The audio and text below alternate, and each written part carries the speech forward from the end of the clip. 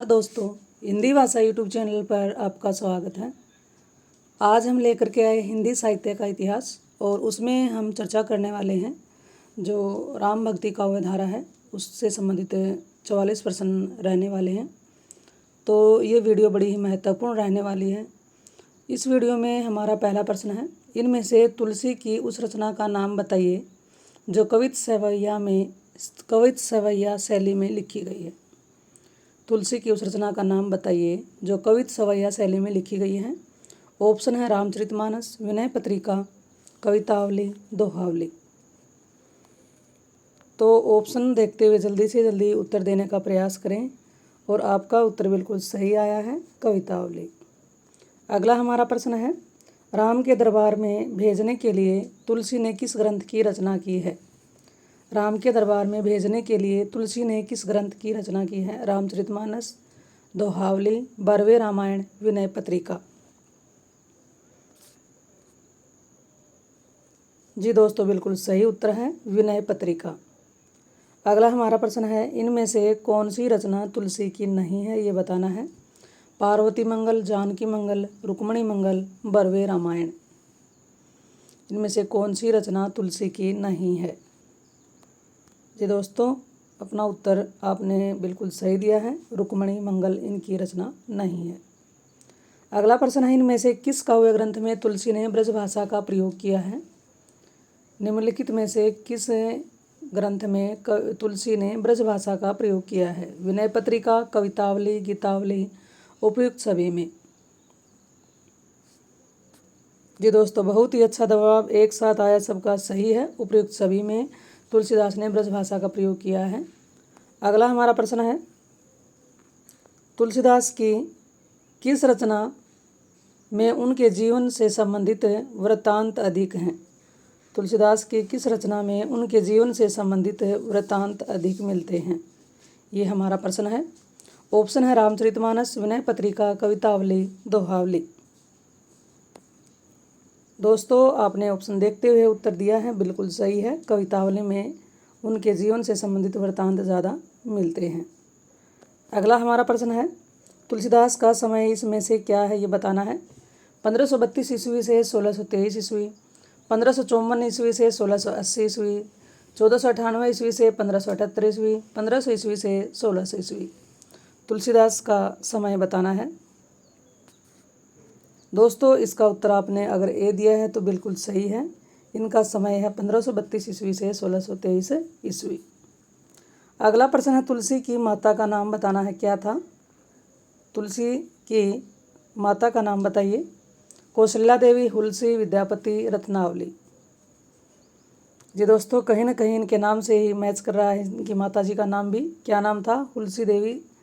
आपका भी उत्तर बिल्कुल सही आ रहा है। अगला हमारा प्रश्न है, अगला प्रश्न देखिए, आचार्य रामचंद्र शुक्ल ने तुलसी का जन्म स्थान कहाँ माना है। आचार्य रामचंद्र शुक्ल ने तुलसी का जन्म स्थान कहाँ माना है। सौरो, रामपुर, राजापुर, सीही। जी दोस्तों, बिल्कुल सही है उत्तर, राजापुर। अगला प्रश्न है, अस्थि चरममय देह मम तामयी ऐसी प्रीति यह कथन किसका है। अस्थि चरममय देह ममता में ऐसी प्रीति, यह किसका कथन है। तुलसी, हुलसी, रत्नावली, कबीर। जी दोस्तों, आपका उत्तर बिल्कुल सही है, रत्नावली। अगला हमारा प्रश्न है, रामचरितमानस में कुल कितने कांड हैं। रामचरितमानस में कांडों की संख्या बतानी है। तो जी जल्दी से जल्दी उत्तर दें। और आपने बड़ा ही अच्छा एक साथ उत्तर दिया है। तो जो रामचरितमानस है उसमें 7 कांड हैं। अगला हमारा प्रश्न है, काशी में तुलसी ने किस गुरु के पास रहकर विद्याध्ययन किया। नरहरिदास, शेष सनातन, गंगाराम ज्योतिषी, महंत राघवानंद। यानी कि तुलसी के गुरु का नाम बताना है। जी दोस्तों, तुलसी के गुरु का नाम क्या है, नरहरिदास। अगला हमारा प्रश्न है, आचार्य रामचंद्र शुक्ल ने तुलसी के प्रामाणिक ग्रंथों की संख्या कितनी मानी है।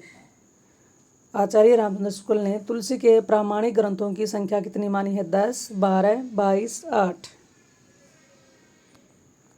तो जी दोस्तों, इनकी प्रामाणिक ग्रंथों की संख्या 12 है। अगला प्रश्न है, तुलसी के इनमें से तुलसी के समकालीन कौन थे? रहीम, नंददास, सूरदास, उपर्युक्त सभी। तुलसी के समकालीन कौन थे, यह हमारा प्रश्न है। जी दोस्तों, बिल्कुल सही है। रहीम, नंददास, सूरदास ये तीनों तुलसी के समकालीन आचार्य कवि रहे हैं। 12वें रामायण की रचना तुलसी ने किसके आग्रह पर की थी? मीरा, रहीम, केशव, सूरदास। 12वें रामायण की रचना तुलसी ने किसके आग्रह पर की थी? दोस्तों, इसमें आपका उत्तर अगर बी है तो बिल्कुल सही है, रहीम के आग्रह पर। तुलसी की गीतावली किस कवि की रचना से प्रभावित है? रहीम, सूरदास, नंददास, केशव। जी दोस्तों, बिल्कुल सही उत्तर दिया है, सूरदास की रचना से प्रभावित रही है इनकी गीतावली। अगला हमारा प्रश्न है, हनुमान बाहुक के रचयिता कौन है? हनुमान बाहुक के रचयिता का नाम बताइए। केशव, लालदास, अगरदास, तुलसी। जी दोस्तों, राम भक्ति काव्य के बारे में आपकी बहुत ही अच्छी जानकारी है। उत्तर आपका सही आया है, तुलसीदास। इसी प्रकार आगे बढ़ते रहें और जानकारी एकत्रित करते रहें। रामचंद्रिका के रचयिता का नाम बताइए। तुलसी, जयदेव, केशव, रत्नाकर। रामचंद्रिका के रचयिता का नाम बताना है, तो ऑप्शन देखते हुए जल्दी से जल्दी उत्तर दें। जी दोस्तों, बिल्कुल सही उत्तर दिया, केशवदास। अगला प्रश्न, रामचरितमानस के राम में कौन सा गुण है? शक्ति, शील, सौंदर्य, उपयुक्त सभी। रामचरितमानस के राम में कौन सा गुण है, ये आपको बताना है।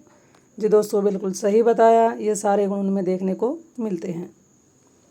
अगला हमारा प्रश्न है, भास्कर रामायण किस भाषा में लिखी गई है? तमिल, तेलुगु, कन्नड़, मलयालम।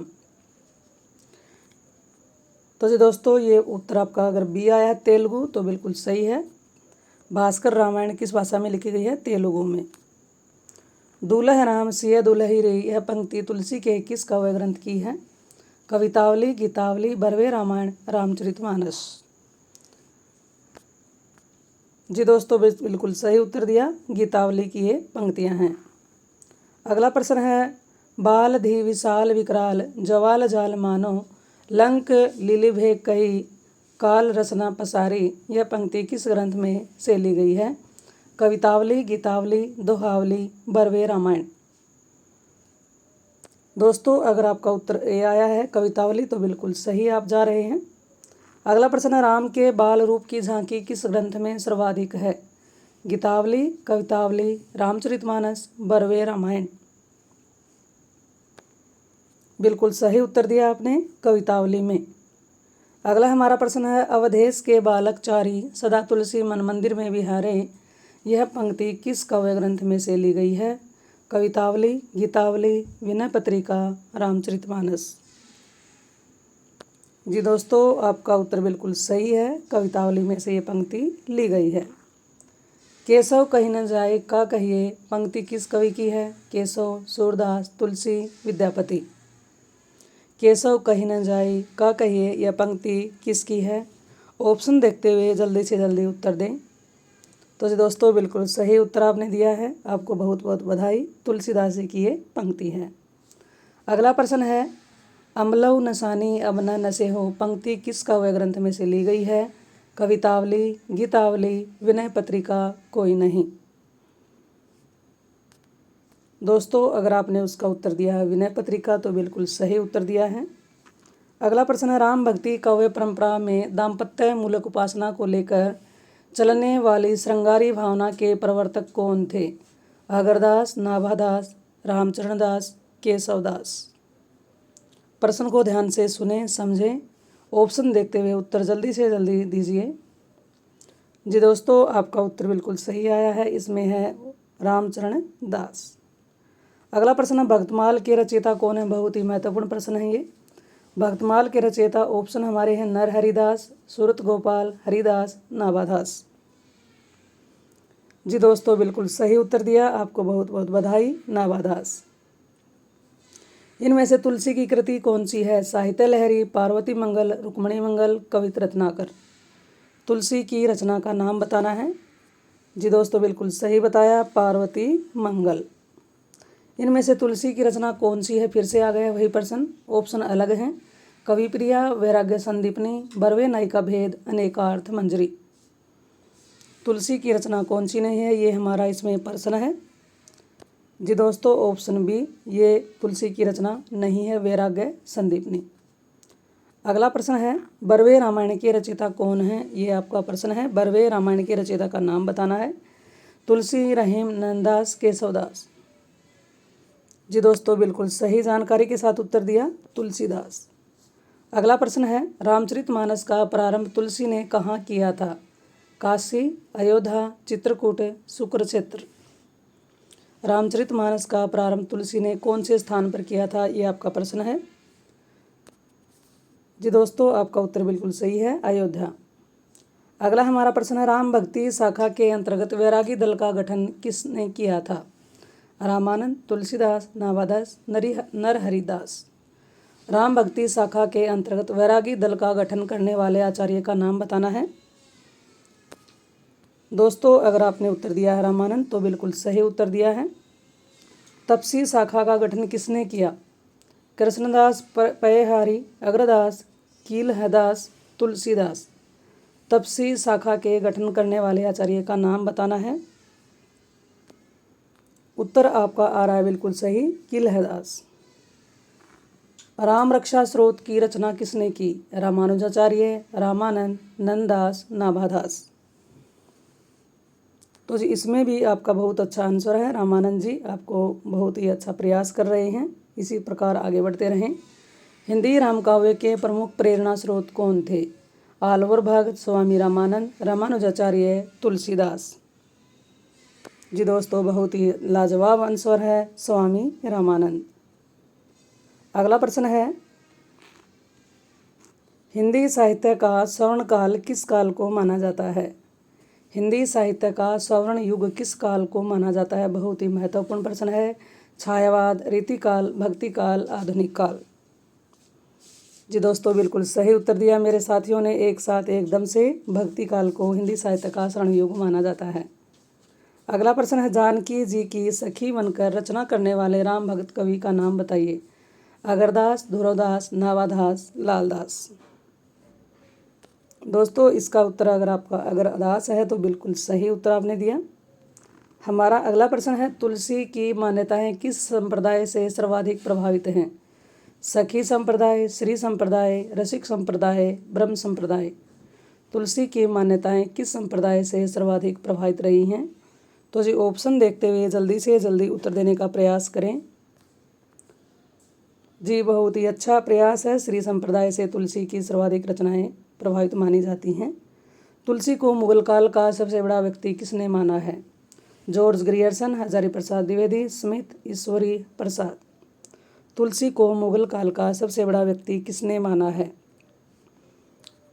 जी दोस्तों, ये माना है स्मिथ ने। अगला हमारा प्रश्न है, रामानंद की शिष्य परंपरा में तुलसी किस पीढ़ी में आते हैं? 8वीं, 7वीं, 12वीं, 14वीं। रामानंद की शिष्य परंपरा में तुलसी जी किस पीढ़ी में आते हैं? तो जी दोस्तों, आपका उत्तर सही आ रहा है, ये माने जाते हैं 7वीं पीढ़ी में।